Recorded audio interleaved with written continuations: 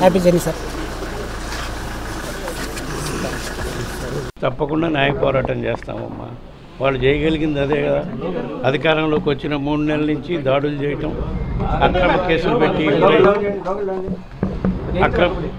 అక్రమ కేసులు పెట్టి వైసీపీ నాయకుల్ని జైల్లో పెట్టడం, నిర్బంధించటం, వాళ్ళు చేసే కార్యక్రమాలు ఇవి.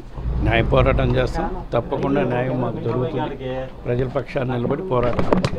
ఇప్పుడు మరీ ముఖ్యంగా ఈ సందర్భంలో రాష్ట్ర వ్యాప్తంగా ప్రజలందరూ ఈ వరదల వల్ల విజయవాడ పరిసర ప్రాంతాల్లో జరిగిన ప్రాణ నష్టానికైతేనేమి, పంట నష్టానికైతేమి, ప్రజలు ఇబ్బందులు పడుతున్న తీరు ఉపక్కుంటే దీన్ని డైవర్ట్ చేయటం కోసం ఈ అక్రమ కేసులు పెట్టి మా నాయకులను అరెస్ట్ చేసే కార్యక్రమం చేస్తున్నారు.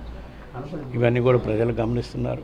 ఈ వర్షాల కారణంగా, అకాల వర్షాల వరదల కారణంగా ప్రజలు పడుతున్న ఇబ్బందులు చూసి ప్రభుత్వం వైఫల్యం చెందిందనేది క్లియర్గా అర్థమవుతుంది. అవన్నీ కప్పిపుచ్చుకునేదానికి ప్రభుత్వం ఈ కార్యక్రమాలు చేస్తుందని చెప్పి సందర్భంగా తెలియదు. ఎమ్మెల్యే వైసీపీ కుట్రుందని ఆరోపణలు చేస్తున్నారు.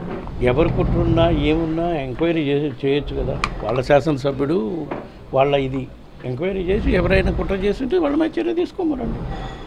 సరే, విజయవాడ వరదలు రావడం కారణం వైసీపీ కుట్ర అంటే ప్రతి దానికి వైసీపీ కుట్ర అని నెపం వేయటం వాళ్ళకి అలవాటు అయిపోయింది.